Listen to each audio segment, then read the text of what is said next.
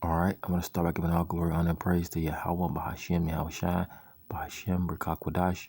Double honor to the elders and the apostles, a great millstone. Salutation to the elect out there. All right, I want to do a lesson to the spirit, going into the chip and how close we are to the MOTB, which is the mark of the the MOTB. But yeah, I'm gonna start out with the scripture, and then I'm gonna play a video.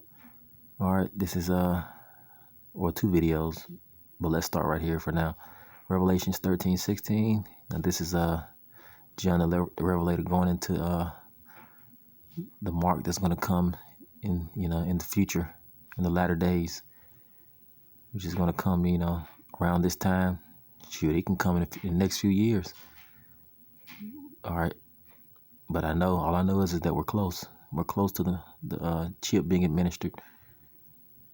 All right, this is Revelations 13:16. And he calls it all, both small and great, rich and poor, free and bond, to receive a mark in their right hand or in their foreheads. You see? And that's what's going to happen. We're close to that time. All right, it says Neuralink implant brain chip.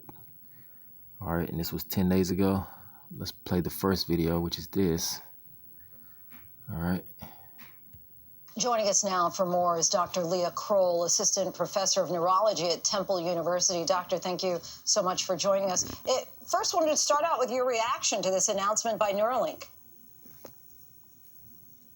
Thanks for having me, Lindsay. My reaction is one of hope and excitement. I mean, we have years before this pans out fully, but we're talking about having a medical miracle potentially within our grasp in the future.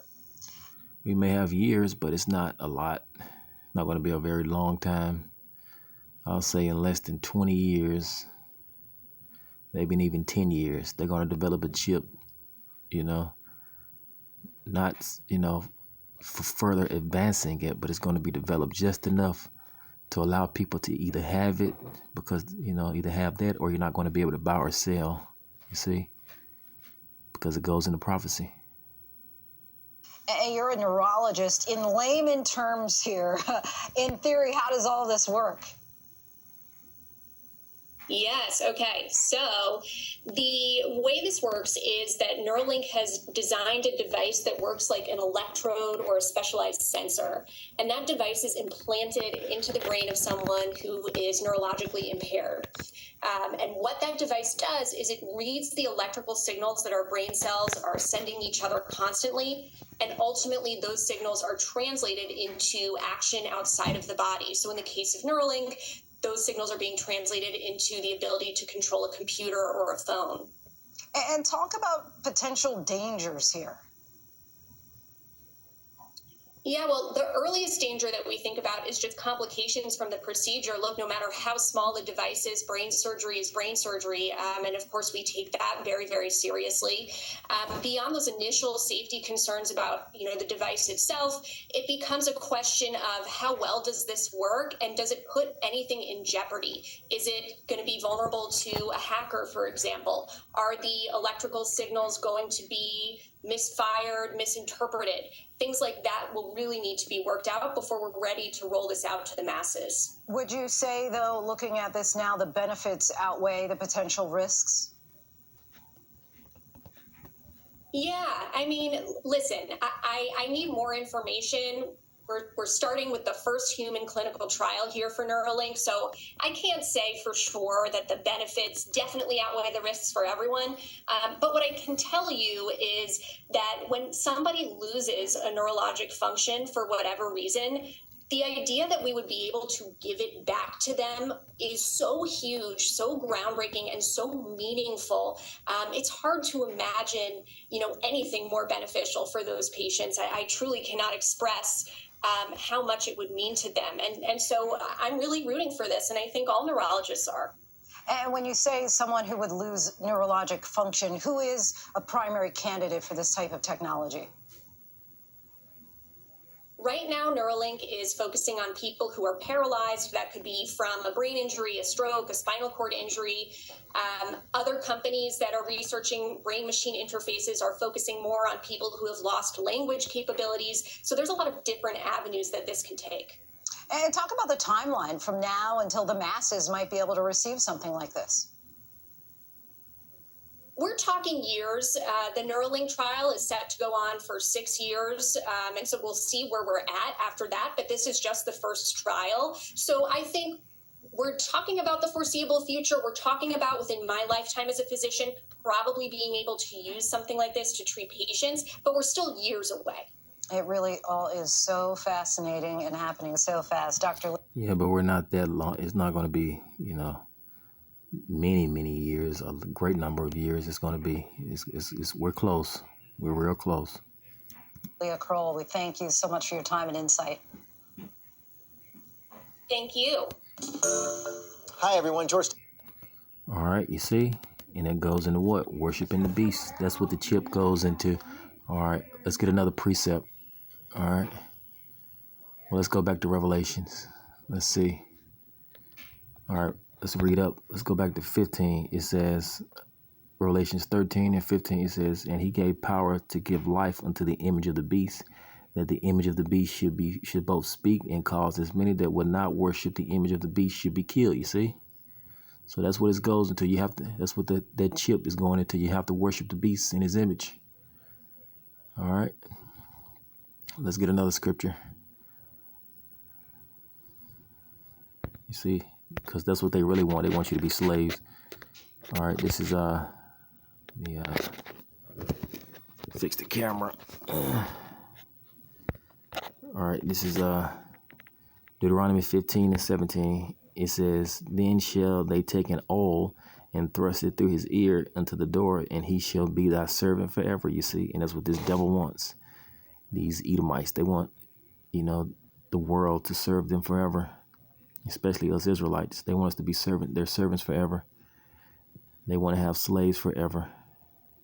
It says, and also unto thy maid servants thou shalt do likewise. You see, so they're trying to keep us in a perpetual servitude. Like one of those elites quoted, which was an Edomite. He says, you will have nothing and be happy. You see? All right, let's play another video.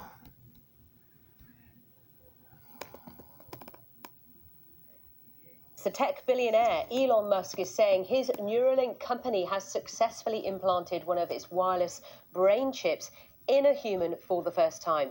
He made the announcement on X, his social... Oh, yeah, this video was 11 days ago. You see that? 11 days ago.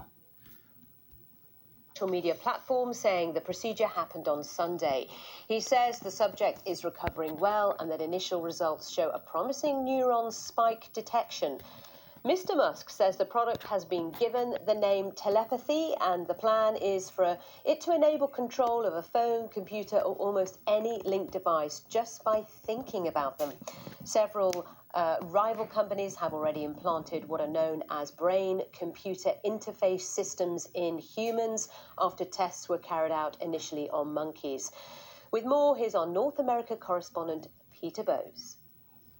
What Elon Musk's Neuralink is trying to do is what a number of other companies have been attempting for quite a while now, and that is essentially to create a brain-computer interface that will allow a human being to carry out an action through thought alone. Now, it involves implanting a number of microchips into the brain that connect to a part of the brain that is responsible for movement intention.